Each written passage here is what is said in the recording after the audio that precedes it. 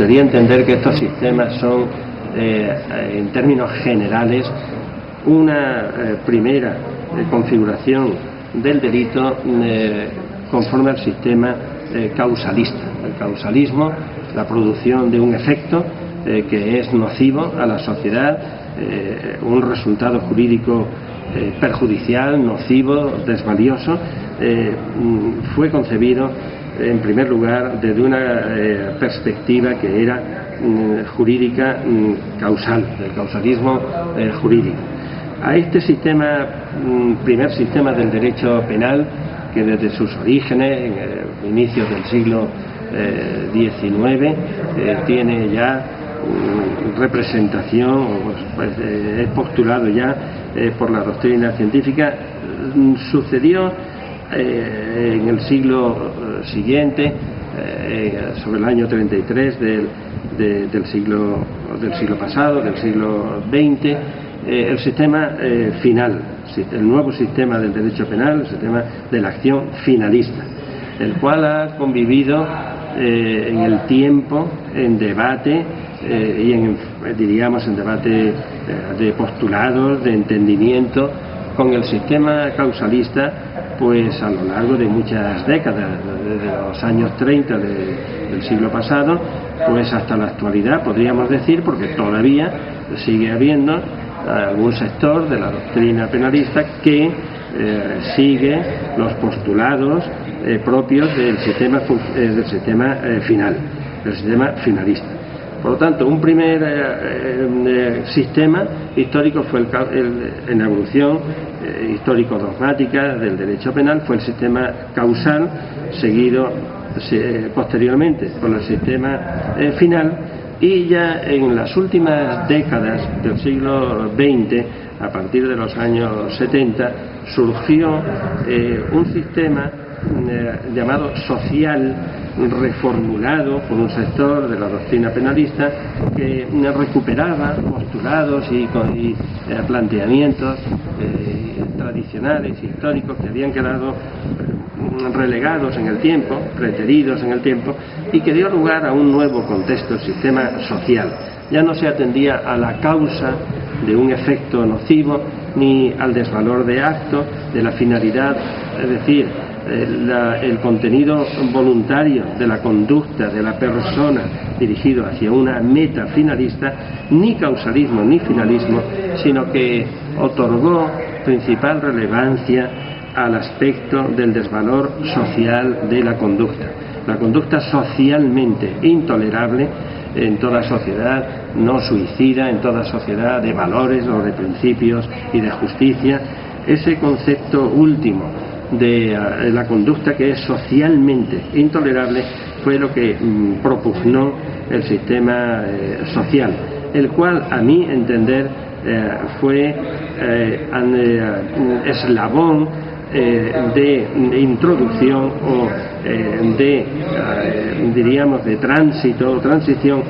hacia el actual o hasta el actual sistema funcionalista. El sistema funcionalista normativo tiene su propia configuración doctrinal y sus propios principios, pero en sus orígenes está enraizado en la concepción de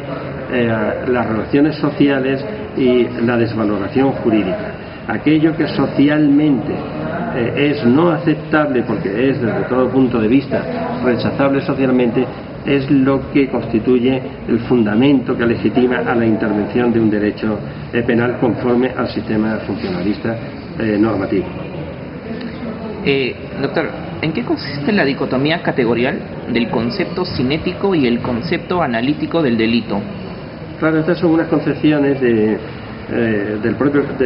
la categoría, la categoría conceptual y normativa de delito, que responden a la aplicación de un método diferente, de un diverso método para comprender y para explicar el significado esencial del concepto jurídico delito. El concepto jurídico de delito, que es la infracción penal lesiva de los bienes jurídicos más relevantes, descrita en la norma penal y sancionada con una pena. Esa conducta delictiva ha sido entendida entre otros sistemas, no exclusivamente el sintético, unitario o inescindible del concepto unitario de delito, y el sistema analítico o estratificado o secuencial, como también se denomina a este sistema analítico del delito, sino que una pluralidad de métodos científicos han considerado al comportamiento y al concepto de delito, al comportamiento criminal y al concepto jurídico de delito desde una perspectiva metodológica o metódica diferente. El concepto sintético venía a expresar que el delito ante el mundo jurídico aparece como una conducta desvaliosa para el ordenamiento jurídico, tan desvaliosa que es merecedora de una sanción penal, que como tal es una conducta esencialmente unitaria, un bloque monolítico, pudiéramos decir, un concepto inescindible o inseparable, porque el delito consiste en una infracción normativa que para el ordenamiento jurídico es considerada como quebrantamiento o infracción merece sanción penal. Por ejemplo, en el delito de homicidio, el concepto sintético de delito diría que la conducta de homicidio, del delito de homicidio, es una conducta absolutamente unitaria para el derecho penal. Si se mata a una persona viva, pues se comete el delito de homicidio en contra de su voluntad, lesionando y destruyendo el bien jurídico de la vida de la persona. Y eso es un concepto unitario en su esencia. O se priva de la vida o se respeta la vida ajena. Y entonces es el concepto unitario que es inescindible. Es un concepto que tiene un significado jurídico, pero que en el mundo jurídico existe porque se comete de una manera que no se puede fraccionar, ¿no? Pudiéramos decir así, es un bloque unitario. Esto sucede en todos los tipos de delitos para esa concepción sintética o unitaria del delito. En un delito de omisión en que se quebranta un deber positivo de hacer algo que la norma exige, si no se realiza la conducta, igualmente de una manera sintética o unitaria se comete el delito. Por el contrario, la otra concepción metodológica del delito es la concepción analítica. La concepción analítica del delito entiende que efectivamente el delito es un acto del hombre, que tiene una relevancia jurídica, un significado de quebrantamiento de la norma y de negación o destrucción de un bien jurídico. Pero que ese concepto unitario se mata o no se mata, instantáneamente se produce el resultado jurídico, pero que ese concepto es plenamente o perfectamente susceptible de un análisis racional y crítico, en el que se va diseccionando de manera secuencial y de manera lógica, material, los elementos que componen el delito, de un análisis puramente científico. No diversificamos y